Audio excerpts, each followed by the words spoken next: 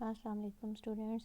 अब आप लोगों ने क्वेश्चन नंबर 10 करना है। क्वेश्चन नंबर 10 है कि summary of the project, what and how was the research conducted, main objective, process and findings.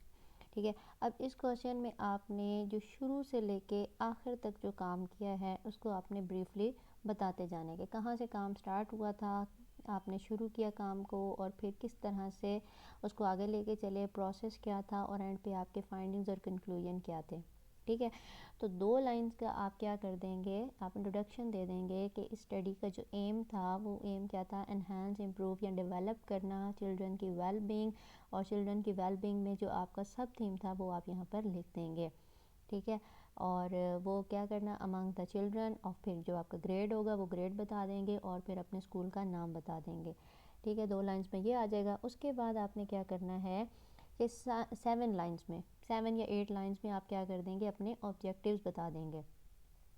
अब आपने इस चीज़ का ख्याल रखना है कि ऑब्जेक्टिव्स को आपने जैसे पहले पॉइंट्स में लिखा था, अब इसको आपने पॉइंट्स में नहीं लिखना, बल्कि इसको आपने क्या कर देना है, एक पैराग्राफ की शक्ल में लिख देना है और अपने जितने भी आपके ऑब्जेक्टिव्स होंगे उसको आप बता देंगे। फिर ऑब्जेक्टिव्स बताने के बाद आपने ये बताना है कि आपकी जो स्टडी है ये किस तरह की स्टडी है। तो ये एक यानी आपके एक्शन रिसर्च या डिस्क्रिप्टिव स्टडी है जो कि आपने डिज़ाइन किया। अब मेथड बता देना है, आपका मेथड कौन सा था, तो वो क्वालिटेटिव रिसर्च थी या क्वांटिटेटिव आपने मेथड यूज़ किया है, या दोनों मेथड्स आपने यूज़ किए हैं। तो ये आपके अपने वर्क पे डिपेंड करता है कि आपने कौन सा मेथड यूज़ किया।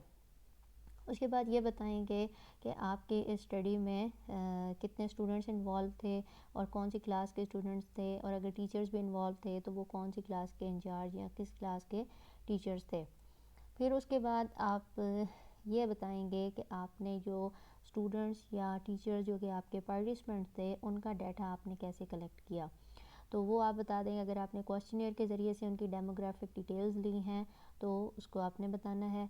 फिर उसके बाद नेक्स्ट आपने क्या किया, आपने जैसे पिछले क्वेश्चंस में ये किया था कि आपने एक प्री टेस्ट कंडक्ट किया था, तो स्टूडेंट्स से आपने एक प्री टेस्ट लिया और फिर उसके बाद आपने उस टेस्ट की बेस पर आपने क्या बता दिया कि बच्चों में ये वाली स्किल्स लैक कर रही थी। ठीक है, और इसके अलावा अगर आप इसमें मज़ीद ऐड करना चाहते हैं तो वो भी आप कर सकते हैं कि जैसे आपने टीचर से अगर आपने ओपिनियन भी ली, जैसे आप स्कूल में पहले गए और आपने डिस्कशन की टीचर से, तो वो भी एक ऑब्जर्वेशन चेकलिस्ट में आप उस चीज़ को ऐड कर सकते हैं कि हमने टीचर से इस तरह से ओपिनियन ली, तो उन टीचर्स ने हमें बताया कि स्कूल में इन बच्चों में ये वेलबींग लैक कर रही है। तो वो आपका यानी एक फ़ोकस हो गया, आपका टॉपिक सिलेक्शन का पर्पस जो आपने पहले बताया था। अच्छा, फिर जो वो बच्चों में चिल्ड्रन की वेलबींग लैक कर रही थी, फिर उस बेस वो प्री टेस्ट की बेस पर आपने फ़ोकस ग्रुप बना दिए। फ़ोकस ग्रुप किस बेस पर थे, वो जो प्री टेस्ट में उन्होंने स्कोर गेन किया था।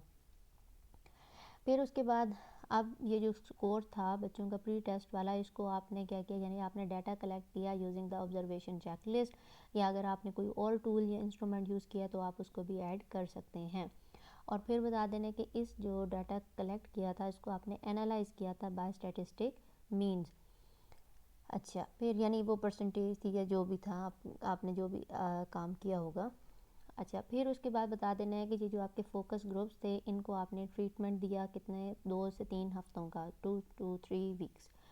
अब ट्रीटमेंट क्या था, ट्रीटमेंट ये था कि जो आपका मेथड था, जब आपने वो मेथड को प्रैक्टिकल वे में अप्लाई करना शुरू कर दिया तो वो आपका क्या था, ट्रीटमेंट। और साथ साथ यानी उसी ट्रीटमेंट में हुआ क्या उसको बता देना प्रोसेस को, कि या रिसर्चर ने क्या किया था, टीचर्स ने मिल के एक्टिविटीज़ कंडक्ट करवाई थी, या जिस तरीके से जो भी आपका लिसनिंग या आप ब्रेनस्टॉर्मिंग, इस तरह के जो आपके मेथड्स थे, तो वो ब्रेनस्टॉर्मिंग किस तरह से करवाई गई, तो उसको आपने बता देना है, सम अप कर देना है 2 लाइनों में कि इस तरीके से एक्टिविटीज़ करवाई गई चिल्ड्रन के अमंग। अच्छा, फिर उसके बाद बता देना है कि आफ्टर 3 वीक्स के 3 हफ्तों के बाद, या इससे कम ज़्यादा भी आप कर सकते हैं, कि 3 हफ्तों के बाद रिसर्चर ने क्या किया, एक पोस्ट टेस्ट कंडक्ट करवाया एग्ज़ामिन करने के लिए कि क्या बच्चों में इम्प्रूवमेंट आई है आपके अपने रिसर्च मेथड से जो आपने अडॉप्ट किया था।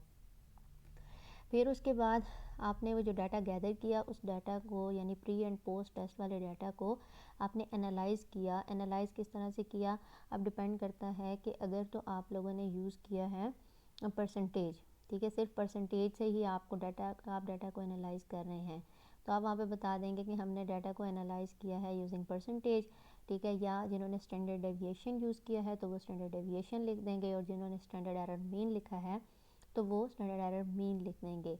क्यों लिखेंगे, मतलब इसका क्या पर्पज़ होगा, for the change occur during study, कि इस पूरे मेथड को करने के बाद आप क्या फ़र्क आया है, इसलिए। अच्छा, फिर उसके बाद इसमें आप मज़ीद एक ऐड कर सकते हैं फैक्टर, लेकिन अगर आप डिपेंड करता है आपके वर्क पे, कि रिलायबिलिटी अगर आप अपने रिज़ल्ट्स की चेक करना चाहते हैं तो आप इसमें ऐड कर सकते हैं कि आपने टीचर से ओपिनियन लिए इस रिगार्ड में यूजिंग द क्वेश्चनियर, के क्या ये इस तरीके से जो बेहतरी आ रही है क्या ये रिलायबल है या नहीं है, इस तरीके से करना चाहिए या नहीं, तो उससे क्या होगा आपकी जो स्टडी में यानी वैल्यू ऐड हो जाएगी।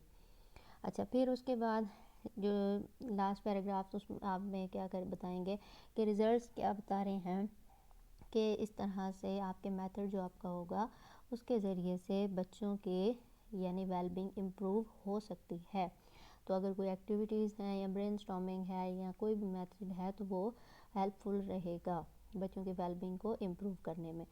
उसके बाद आपने इसी पैराग्राफ में क्या कर देना है कि जितने भी आपके इंडिकेटर्स थे, ठीक है, उन इंडिकेटर्स के नाम यहाँ पे लिख देने हैं, और फिर उसके बाद बता देना है कि इस जो स्टडी की फाइंडिंग्स थी वो रिवील कर रही हैं कि ये जो आपके रिज़ल्ट्स थे वो क्या थे, बहुत ज़्यादा यानी वो बेस्ट थे, ठीक है, इन द होल प्रोसेस। और उसके बाद यानी कि 2 लाइनों में इसको आपने अच्छी सी स्टेटमेंट बना देनी है एंड पे। Thank you.